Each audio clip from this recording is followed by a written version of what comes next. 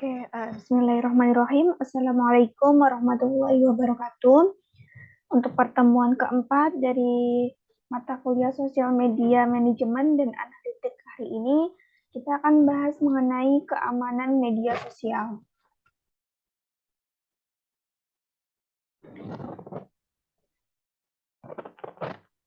Oke, yang pertama akan kita bahas adalah keamanan dari digital itu sendiri. Di mana secara umum keamanan digital itu dapat diartikan sebagai sebuah proses untuk memastikan penggunaan layanan digital baik secara daring maupun luring dapat dilakukan secara aman dan juga nyaman. Ini adalah pengertian menurut Sammons dan juga Cross tahun 2017. Kemudian untuk peta kompetensi keamanan digital, itu yang akan kita bahas adalah berbagai aspek keamanan, mulai dari menyiapkan perangkat yang aman, sehingga menyediakan panduan untuk berperilaku di media sosial yang rendah akan resiko. Kemudian 3 aspek kecakapan keamanan digital. Yang pertama adalah aspek kognitif, afektif, dan juga konatif atau behavioral yang dikembangkan agar pengguna digital mampu mengembangkan keterampilan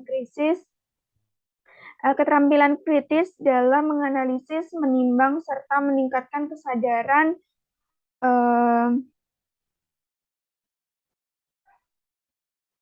keamanan digital dalam kehidupan sehari-hari. Kemudian ini adalah yang akan kita bahas pada pertemuan hari ini, yaitu ada 5 indikator atau kompetensi dalam membangun area kompetensi keamanan digital. Yang pertama adalah untuk pengamanan perangkat digital itu sendiri. Yang pertama yang kita amankan adalah perangkatnya. Kemudian pengamanan identitas digital atau identitas kita gitu sebagai pemilik media sosial. Kemudian mewaspadai penipuan digital. Jadi di sini nanti kita akan mengenal macam-macam penipuan digital, kemudian memahami rekam jejak digital, dan memahami keamanan digital bagi anak-anak. Nah, yang pertama adalah kita akan melakukan pengamanan perangkat digital. Jadi kita tahu sendiri bahwa perangkat digital itu seperti misalnya gawai, kemudian piranti komputer yang kita miliki sebagai alat utama untuk mengakses internet.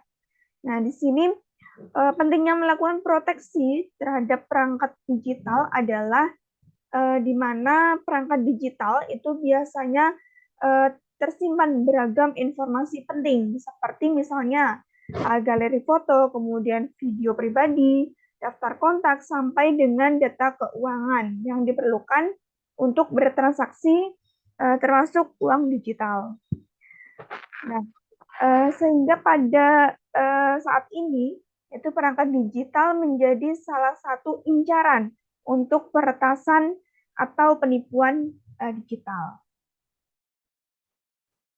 Nah, ini adalah dasar dari proteksi perangkat digital.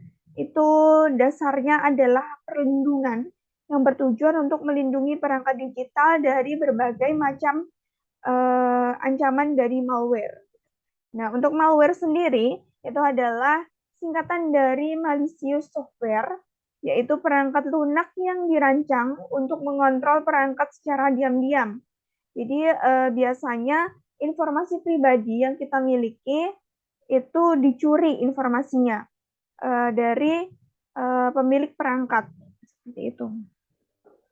Jadi pencurian informasi pribadi melalui perangkat digital.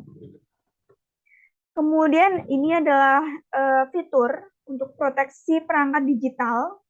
Nah, di sini biasanya perangkat digital itu sudah dirancang gitu ya, sudah dirancang atau sudah ada proteksi perangkat digital bawaan yang di sini adalah fitur proteksi Dimana untuk proteksi perangkat keras itu biasanya bawaan dari handphone atau laptop atau perangkat lain itu ada kata sandi, kemudian ada fingerprint authentication, kemudian ada face authentication. Itu untuk proteksi perangkat keras. Kemudian untuk proteksi perangkat lunak itu ada Find My Device, kemudian backup data, antivirus, enkripsi full disk, dan juga Shredder. Kemudian kita bahas satu persatu untuk fitur perangkat keras di sini itu ada kata sandi. Nah, di sini biasanya suatu perangkat digital seperti misalnya di sini adalah ponsel pintar gitu ya. Kemudian tablet, komputer itu biasanya sudah dilengkapi dengan fitur kata sandi yang biasanya berupa angka dan juga pola. Nah, untuk kelemahan sendiri dari kata sandi itu biasanya diketahui oleh orang terdekat. Jadi, telepon pintar ataupun laptop ataupun komputer itu bisa diakses oleh orang lain. Kemudian untuk cara menghindari kata sandi itu diketahui oleh orang lain. Yang pertama adalah pastikan di sekeliling kita itu tidak ada orang lain ketika membuka kata sandi. Kemudian menutup layar saat memasukkan kata sandi. Nah, ini biasanya kalau kita membuka HP atau laptop di tempat umum gitu ya. Jadi kita tutup layarnya. Kemudian rutin mengganti kata sandi secara berkala. Kemudian fitur yang kedua adalah fingerprint authentication. Nah, untuk fingerprint itu adalah pencocokan sidik jari. Jadi menggunakan fitur sistem deteksi sidik jari. Nah, untuk fitur ini itu biasanya bekerja dengan menyesuaikan sidik jari dari pengguna ponsel. Nah, untuk fitur ini itu memiliki kelebihan gitu ya dibanding kata sandi tadi, karena sidik jari orang itu berbeda-beda. Jadi ini menjadi kelebihan dari fingerprint authentication. Namun kelemahannya itu tidak semua perangkat dibekali dengan fitur ini. Jadi hanya perangkat tertentu, biasanya ponsel pintar itu yang mempunyai fitur fingerprint. Kemudian yang ketiga adalah fitur pencocokan wajah atau face authentication.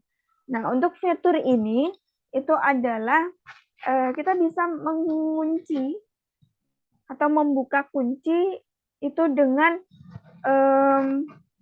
mencocokkan wajah pengguna. Jadi ponsel itu akan mendeteksi wajah pengguna dengan menggunakan kamera depan ponsel. Nah, ketika wajah terdeteksi dan cocok dengan data yang sudah diatur, maka ponsel akan membuka kuncinya.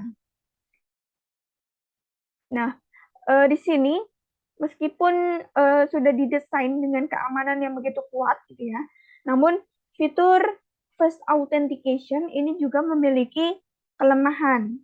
Yang pertama adalah langkah dalam membuka kunci menggunakan fitur wajah itu mengharuskan wajah kita tidak terhalang oleh apapun. Jadi misalnya pakai masker gitu ya, biasanya tidak terdeteksi.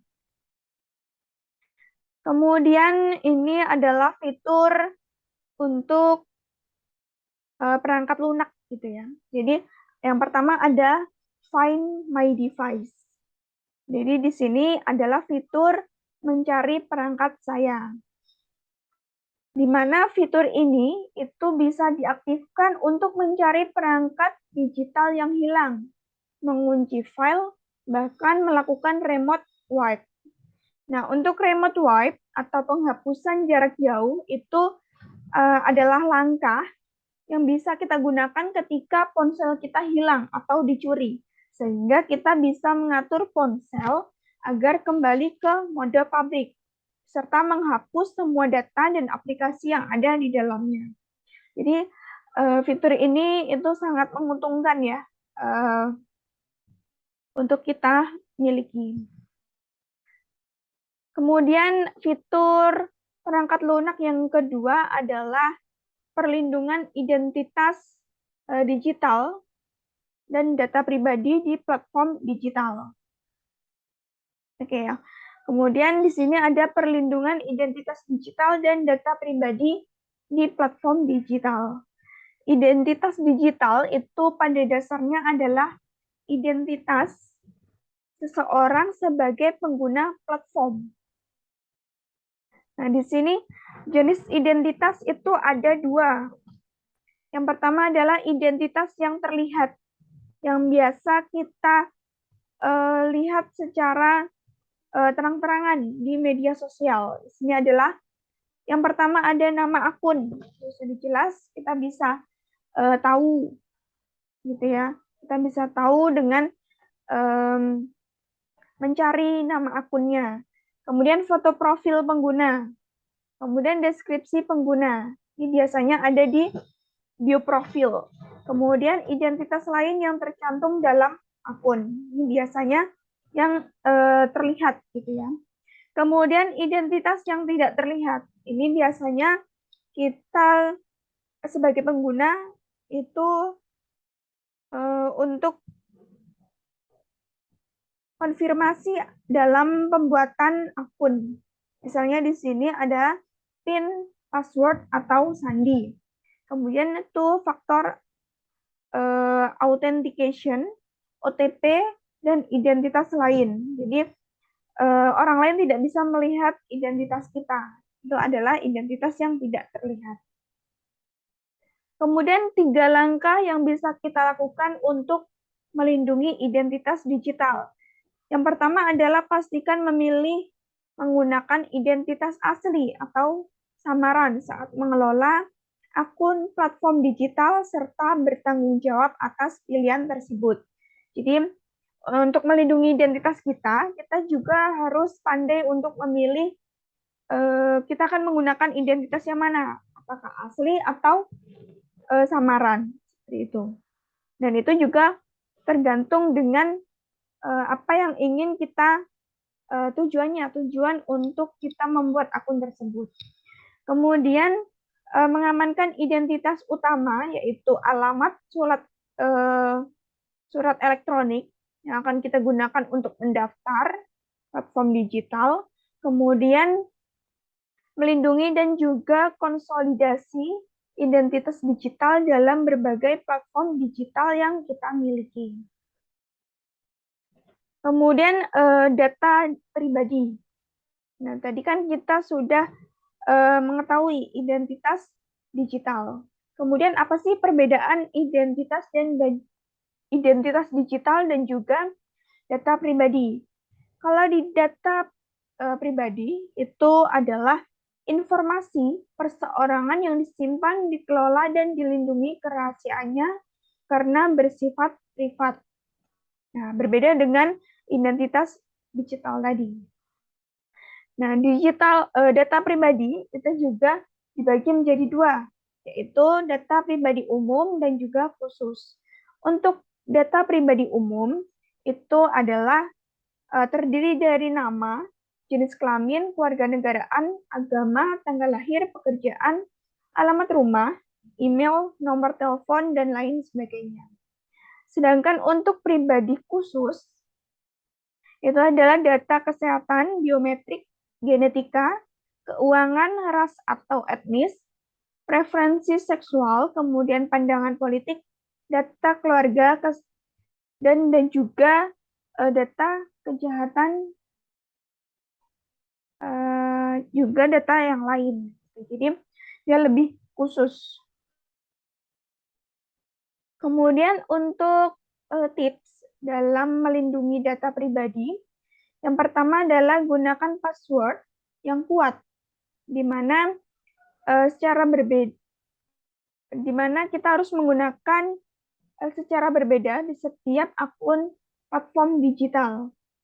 Jadi kita bedakan sandi kita di akun Facebook dan juga Instagram maupun akun lainnya. Kemudian pahami dan pastikan pengaturan privasi di setiap akun platform digital. Kemudian hati-hati mengunggah data pribadi. Ini untuk keamanan data pribadi. Kemudian hindari membagikan data pribadi seperti tanggal lahir, nama ibu kandung, password, berbagai akun dari platform digital. Kemudian hindari berbagi data pribadi ke orang lain, baik keluarga, teman, maupun kenalan. Kemudian hindari memasukkan data pribadi yang penting saat berinteraksi dalam platform digital. Biasanya di sini untuk penggunaan WiFi gratis di tempat publik. Kemudian pahami dan pilih aplikasi yang akan dipasang di gawai untuk mengakses data. Kemudian selalu lakukan pembaruan perangkat lunak yang digunakan dalam gawai. Ini untuk meminimalisir resiko kebocoran data. Kemudian waspada jika ada komunikasi atau aktivitas mencurigakan, baik itu dari akun dengan identitas digital yang kita kenal maupun yang tidak kita kenal. Itu tips untuk perlindungan data pribadi. Kemudian memahami dan menghindari penipuan digital. Nah, di sini modus penipuan digital itu biasanya lebih mengarah ke penipuan yang dapat merugikan secara finansial. Ya, misalnya ada penipuan harga diskon barang atau produk, identitas pelaku usaha atau konsumen fiktif, dan juga ketidaksesuaian barang yang produk yang diterima dengan yang dipesan. Ini merupakan penipuan. Kemudian ragam penipuan digital itu ada 4 bentuknya. Yang pertama adalah scam, kemudian spam, phishing, dan juga hacking. Kalau secara teknis, itu penipuan dapat bersifat social engineering dengan ragam bentuk yang kita terima, mulai dari SMS, telepon, email, bahkan dalam bentuk virus, serta pembajakan akun, dan juga cloning dari platform yang kita miliki. Nah, ini adalah pelaporan penipuan digital. Kita bisa melaporkan penipuan-penipuan yang tadi yang ada di atas. Misalnya penipuan digital di marketplace, gitu ya, dalam jual beli. Kemudian penipuan digital dalam bentuk yang bersifat social engineering, gitu ya. Ini bisa kita laporkan melalui platform atau website www.patroldicyber.id. Kemudian kita bisa laporkan ke SMS PAM, itu ke Badan Regulasi Telekomunikasi Indonesia. Kemudian pengecekan dan pelaporan rekening penipu, itu bisa kita cek nama pemilik, kemudian nama bank, juga rekaman transaksi, juga nomor rekening penipu yang dibekukan. Kemudian kita bisa laporkan di lapor.go.id. Ini merupakan situs kepolisian Republik Indonesia, itu dengan cara membuat akun terlebih dahulu. Kemudian melapor ke CSKK maupun CS penyedia layanan produk atau CS e-commerce seperti CS Shopee, CS Bukalapak, CS Tokopedia, dan lain sebagainya. Atau kita bisa jika kita mengalami penipuan digital melalui Instagram, itu kita bisa lapor ke akun Instagram @IndonesiaBlacklist. Ini pelaporan penipuan digital. Kemudian yang keempat adalah melindungi rekam jejak digital. Jejak digital itu adalah jejak data yang kita buat atau kita tinggalkan saat menggunakan perangkat digital. Nah, penyalahgunaan jejak digital itu biasanya pemanfaatan jejak digital secara negatif. Jadi misalnya NetSafe itu mencatat beberapa hal negatif yang muncul dari penyalahgunaan jejak digital yang paling sering dilaporkan itu biasanya mempublikasikan informasi pribadi yang mengarah ke penindasan atau pelecehan daring, serta menerbitkan informasi pribadi atau bisnis yang digunakan untuk serangan manipulasi psikologis. Ini salah satu penyalahgunaan jejak digital. Nah, kemudian ada 10 kompetensi dalam mengelola jejak digital. Yang pertama adalah kemampuan mengakses media digital. Kemudian memahami dan mendalami serta mencari tahu lebih banyak tentang jejak digital. Kemudian mengetahui bentuk-bentuk rekam jejak digital, menyeleksi apa saja yang diunggah, kemudian verifikasi informasi keluar dan masuk, evaluasi kegiatan daring, kemudian distribusikan informasi dengan menggunakan perangkat digital, produksi rekam jejak yang baik, berpartisipasi mengajak turut serta dalam melindungi jejak digital, dan berkolaborasi dengan pihak untuk menjaga rekam jejak. Untuk proses keamanan digital itu kita bisa menyiapkan perangkat yang aman untuk melindungi dan menjalankan kegiatan bermedia digital. Kemudian menjaga data-data pribadi kita. Menghindari upaya penipuan dan menjaga perilaku saat bermedia digital hingga membangun ketahanan diri sejak usia dini. Nah, jadi untuk menjaga data pribadi itu adalah tanggung jawab masing-masing individu kita, gitu ya. Karena yang punya data adalah kita, jadi kita yang menjaga data-data pribadi kita. Kemudian ini adalah tantangan keamanan digital. Nah, karena semakin banyak fitur proteksi, itu kita harus pandai dalam memilih fitur mana yang akan kita pilih untuk melindungi data pribadi kita. Nah, ini fiturnya. Kemudian kompleksitas identitas digital dan data pribadi yang tak mudah untuk dilindungi. Jadi, karena kita kan punya data yang begitu banyak, begitu kompleks. Nah, kita harus pandai-pandai untuk mengamankan data kita. Kemudian ragam penipuan digital yang semakin banyak. Kemudian rekam jejak yang dimanfaatkan lebih banyak negatifnya daripada positif. Kemudian minor safety untuk anak yang semakin menantang, terutama saat pandemi, yaitu kecanduan dalam layanan digital untuk anak yang semakin menarik serta ruang bermain yang semakin kecil. Ini adalah tantangan untuk keamanan digital. Nah, untuk menjawab tantangan-tantangan tersebut, itu kita bisa berkolaborasi antar pengguna perangkat digital, industri digital, dan juga regulasi yang kuat agar semua tantangan tadi itu kita bisa selesaikan atau kita bisa hadapi, gitu ya. Dan jika hanya mengandalkan satu komponen saja, itu maka tidak akan menghasilkan lingkungan digital yang aman dan nyaman, karena setiap komponen menjadi kunci dalam pengamanan digital. Oke, itu adalah tentang keamanan digital. Untuk materi keempat hari ini saya cukupkan. Kurang lebihnya mohon maaf. Wassalamualaikum warahmatullahi wabarakatuh.